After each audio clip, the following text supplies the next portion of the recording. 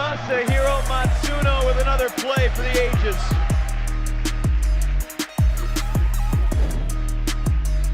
Valeria looking long.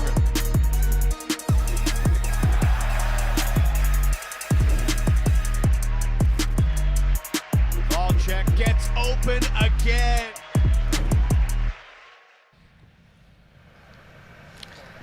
G'day mates and welcome back to the Gold Coast. We are here with our daily wrap-up show for day 5 at the World Ultimate Championships 2024. Myself, Hannah Pendlebury, alongside Stefan Rapazzo and Averil Tam. Folks, it's been a great day. What stood out for you? It's an amazing day. The start of the day, all the top seeds were on the field. Open division, women division, mixed. They're fighting it out for the top seeds in each of these divisions. And it's very interesting to see how these different delegations approach this. Some rested some players, some used basic limited tactics, not wanting to show too much. Some really left it on the field and hit it out. But it was just a great morning, so much at stake. So much big, shiny games and teams. End of the day, a lot more at stake with the crossovers in the open division particularly.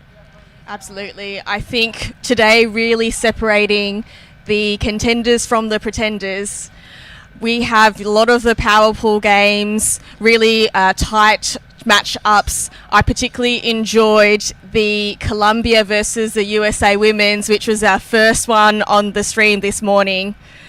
Colombia going up 15-13, serving the USA their first defeat of the tournament. And their first break of score. But we'll look at, of course, the overall scorelines from the tournament. Stories today, Colombia beating the US, as you already said, Av. That was quite the scintillator. If you haven't watched it back, make sure you do. But going to chalk in the open division, all of those top 8 seeds retaining the space. And some questions being asked about these surprising results from the German and Singaporean mixed teams. But we will throw, though, of course, to a bit of this side action here. Of course, this is not just the World Ultimate Championships, but also the World Guts Championships. And we sent one of our own, Andrew Moroney, to find out a little bit of what that was all about. Good afternoon, everybody. My name is Jim Moe. Here to talk a little bit about the sport of Guts Frisbee. This is a Guts disc. It's 110 grams. It's lighter and a lot more flexible than an Ultimate disc. It's also a little bit smaller. If you're an Ultimate player getting into this, I highly recommend trying to just get the catch. Getting a catch straight off or a bag is often the easiest thing for new players to do if you can see the disc and track it coming in. Some of the USA 1 players are the guys that I learned from in Lansing, Michigan. They regularly throw a turnaround backhand of 120 to 130 kilometers per hour. What's the best way not to get injured in this sport? The best way not to get injured is to be ready when the player is throwing, to stretch out if you're the one throwing, and make sure that you have your hands up before the disc is thrown if you're on the receiving team. Hands up and flinch. I really appreciate this advice. This is good. This is a women's field in women's guts. The field is 13 meters instead of 14. And since they're playing 3 versus 3, it's not quite as wide of a line. I need all the help I can get. It's kind of traditional to get started for defense is once you get gloves on, clap your hands together as hard as you can. Let's go. Come on.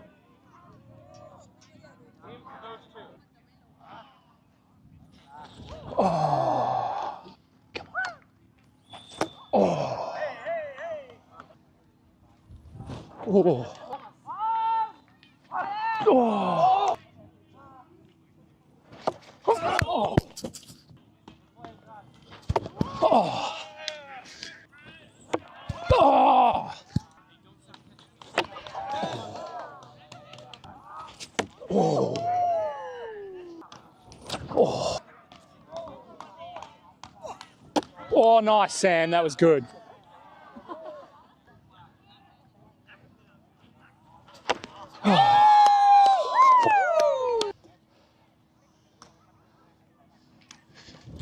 Ah, yay! Great job, y'all. Thanks, guys. Thanks, guys. It's not so bad. Yeah, it's not that hard. It's not that hard. City. Thank you very much. Couple catches. Yeah. Well, massive thanks to Sam Keel, the Director of Communications for the World Flying Disc Federation, for capturing that action and getting involved. She said that her hands were numb for about 2 hours, even though they were wearing those gloves. And of course, Andy, great effort, son. Yeah, the grunts of Maroney there sold it for me. I'm sure the kick spike was in celebration of how well he was grunting, trying to catch those guts discs. Indeed, not as easy as it looks, and neither is game advising. We have the pleasure of being joined this evening by Ruben Berg, Head Game Advisor for the World Flying Disc Federation. How's your day been, Ruben? It's been very good, thank you very much. And Ruben, with the world competition at the moment, we are seeing there have been a number of spirit timeouts. Could you touch on why you think that might be the case? Yeah, I think the spirit stoppages are a really useful part of the game, and we were really encouraging the spirit captains and captains more generally to not see spirit stoppages as some sort of like nuclear option. We want teams to actually recognise that things might not be progressing perfectly, and to be able to use those spirit stoppages just to kind of take a break, to be able to communicate information to your whole team. So I don't see it necessarily as a bad thing that we've seen some spirit stoppages, and hopefully after those spirit stoppages we have seen an improvement in the spirit of the game. Just a brief overview, Ruben, though, for kind of the educational purposes, because I know the first Spirit timeout I was in, ironically on Spirit of the Game day, we were kind of a little bit lost. So what's your kind of just basic rundown? Yeah, so ideally the spirit captains get together and the captains and talk about what the issues might actually be, and ideally as well the teams actually get together in one large circle. What you definitely shouldn't be doing is going off and just talking tactics on your own self. It should be about spirit and really about communicating what your concerns might be and echoing those concerns, hearing those concerns from the other side. But it's often just a chance to take a breath and reset the game and make sure that everybody's heard the message about how things might change. Because what we often find is the spirit captains will have a chat and go, yeah, okay, we recognise we might be too close on the mark, but there's people running around already at the moment. They've got no time to actually say, hey, we think we need to kind of move back a bit. So the spirit stoppage is a good chance to actually communicate to the players as well. Ruben, there's been a few games, a few examples of spirit breaking down, even with GAs on the field. And with that, beyond that, there's been a bit of criticism of the system and how it stands up. How do you respond to this kind of criticism about the game advisors and the spirit that comes with it? Ideally, I just punch those people in the face. Is that what I'm Very supposed to say? spirited, Ruben, very spirited. Yeah, there's a couple of things to that, I guess. One is I'm very mindful always of how many games go smoothly. Obviously, there are those one or two games that do pop up every now and then, but show us the percentage. Compare that to the number of games of high-level Ultimate with athletes who've trained for many, many years to get to this level, and they're still able to play self-officiated. Like the proportion of games that have difficulties are very small. I think that's important to recognise. That doesn't mean we do nothing about the games that have issues, but it's not a high proportion of games that have those concerns. So we're always very mindful of that. And I think what concerns me oftentimes in these debates is people just think it's, well, just go to observers, just go to referees. And we're operating under WFDF with a very clear mandate from Congress, from the nations, from everyone who plays, to say that Ultimate should remain self-officiated. So within that rubric of the players need to be responsible for making all the calls, we try and make adjustments, we try and do things to make it work as best as possible. But ultimately we are constrained by that. I think it's a good constraint personally. But when people come and suggest, well, the way to fix it is to have observers, it's not actually understanding the issue. There are other things that we can be doing, and we are actively doing those other things constantly, particularly around educating players so they better understand the rules, better understand how to communicate their concerns on the field better. Also, being mindful that we do have more stronger options in terms of the tournament rules group. We do have the option to remove players from games. We have the option to overturn results.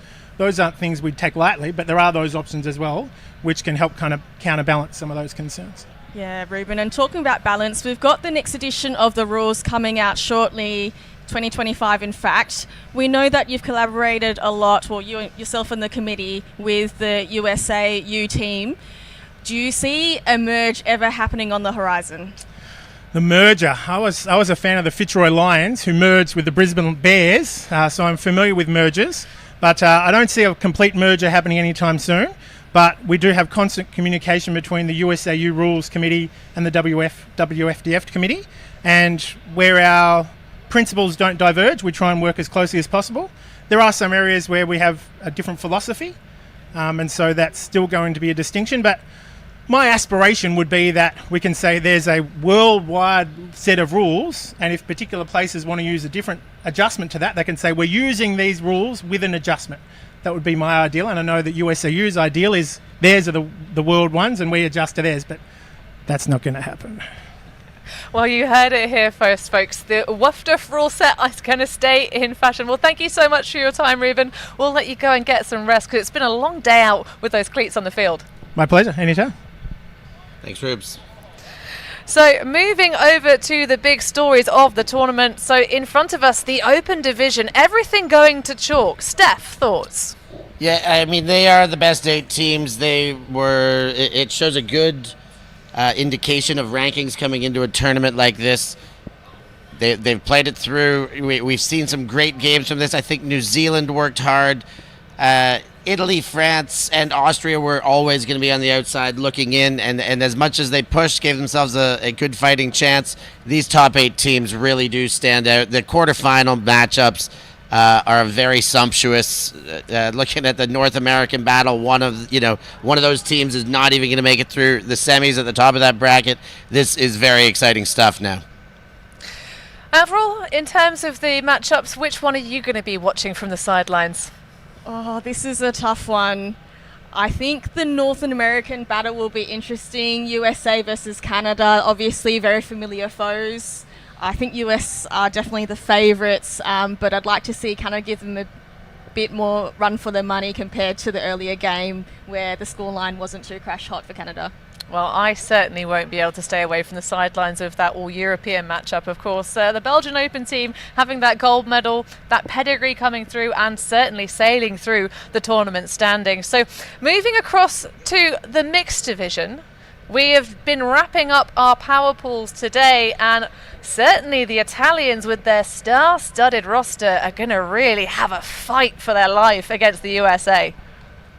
Yeah, the Italians dropped the game to Singapore this morning. That was the one they would have liked. You see the switch in spots there. They could have taken Canada instead of U.S. You see the difference between the power of U.S. and Canada as they played this morning, and U.S. really got well over top of them.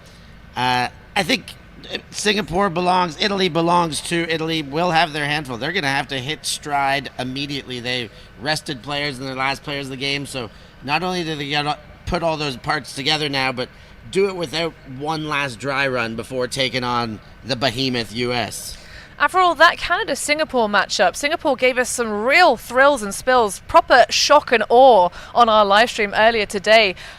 Do you think they really were the outside contender everyone's been saying? I'm not sure that we got the seedings quite right for that one, given their recent success coming up through the junior age divisions and ranks, met podium in a lot of recent tournaments, including World Juniors a few months ago. I think it'll be very interesting to see the clash of styles.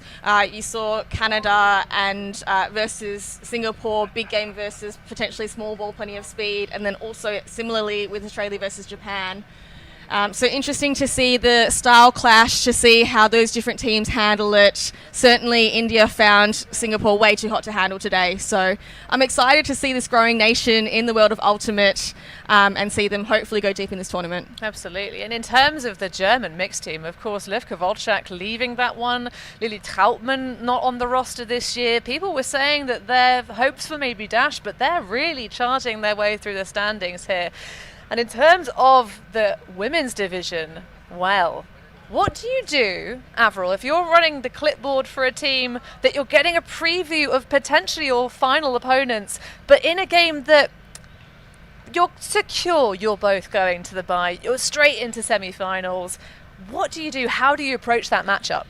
Yeah, tricky one, because you kind of want to leave a few things in the back pocket to be able to pull out when it really counts. Certainly testing the depth of rosters. They'd like to be spreading the load in terms of the different players, not relying on their stars all the time. So I'm sure the coaches have things up their sleeves that we haven't seen just yet for when it really counts. Steph, I know you've been dying to call a game for the Colombian women, so I'm sure that one didn't stay off your radar either. No, I had a very, very keen eye on that one. It's really interesting watching the tactics. On the field, it was very clear. Those women were fighting for that win. They were going for it. There was some adjustments from the bench. They may have been playing it slightly differently. The American system, everybody's still trying to work out how they roll these lines, these little pod groups anyway, so we haven't quite worked it out. But yeah, this is just a preview. I was having a chat on the sideline during the game saying sometimes it's okay to lose the first game too. As long as you lose it in a fight, it gives you a little bit of fuel for the next one, but geez, no matter what, we're very likely to see those two, and I cannot wait. Indeed. Well, it's nice to see Great Britain getting their first win of the tournament in that bottom Power Pool E. Of course, none of those teams have the chance to get onto the podium. But yes, Colombia looking very strong. And what a matchup as well we had on our showcase field against Japan. Germany women, those gold medalists from Europe, taking the loss, but they grounded it right back at the end. Yeah, Hannah, you and I next to each other for the part of the last frame of that game. 11-14. Germany clawed it all the way back. Charlotte Shaw really stepped up in that game. Certainly in that final quarter that we saw. Heartbreaking to claw your way back to Universe and then see the Japanese hold one in. But those two match up well. Love to see that match again. Japanese do well to stay at the top of that pool, and they'll fight to get back into the semis now. Indeed, and we saw Matty Sang on the sidelines doing a bit of scouting, and we're going to catch, hopefully for tomorrow's live show, a little bit of interest of some tips from one of the maestros of coaching as to how to scout your opponents. But we'll move on to our final segment of today, a little bit of excitement for us and maybe some light-hearted action from the fields here. So overrated, underrated. If you're not familiar, we've got some nice signage for you. So we're going to say an item or theme of the tournament, and you got overrated or underrated as our commentary team see them. So first up on the docket, we've got Bunnings hats. Steph, tell us what Bunnings hats are. Bunnings hat. Bunnings is like the Home Depot of Australia, a giant hardware store, and they've got these big wide brim sun hats, keep the sun out, straw with the, what do you call this little... The little clasp. The little clasp under the chin. They're going around. People have got their hands on these. And why are they important? Gotta slip, slop, slap, stay safe in this sun. Plenty of brim, they're nice and wide. You also see Steph with the sunny combo as well, staying nice and sun safe. So what do we reckon, folks? I'm going underrated. I'm overrated. We're going down under underrated, upside Overrated. down. Overrated. All right, okay. We'll move on to the next one. Okay, yesterday, the koalas. We had Rosie the koala alongside other wildlife echidnas. There's some of our Ultiworld crew getting some chill time with the most chill being at this tournament. All of the wildlife, but particularly the koalas, overrated or underrated, folks. Let's get your thoughts. And of course, the Aussie, overrated. Avril, defend yourself. I think there's just plenty other wildlife to enjoy. I think the platypus, the echidna, things that are a bit more exotic, even an emu, someone was saying it was a bit of an odd ostrich or something like that. But I think there's just more variety. Koalas, kangaroos, just a little bit bland for me, to be honest. That's fair enough. I mean, this is, your home nation, so that's fair enough. We'll move on to, now, for your fashionistas, Liam Grant is currently rocking a look of a mullet stash. The mullet mustache combo, he's trying to blend in with the locals. Here he is, gorgeous in the sunset. Liam's mustache and mullet combo. What do we think, folks? Oh, we're doing him dirty. Underrated. No, we can't get enough of that, man.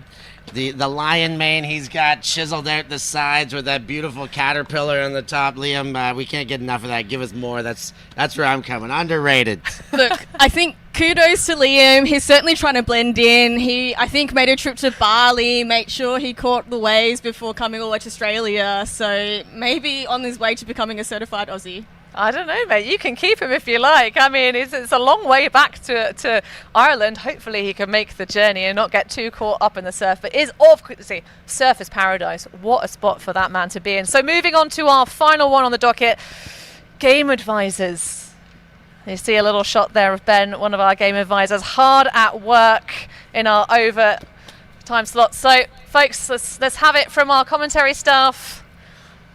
Oh, Stefan Rapazzo throwing the shade. I'm not even going to let you defend yourself, my friend. You're going to have to fight that one out. I'm have to take the heat tomorrow. I know. Well, be wary, because Ruben, of course, our head GA, will be back. Well, thank you so much for joining us for our daily wrap-up show here on Day 5 of the World Ultimate Championships 2024. I've been Hannah Pendlebury alongside Stefan Rapazzo and Averil Tam, and we will see you tomorrow for all the action here on the Gold Coast.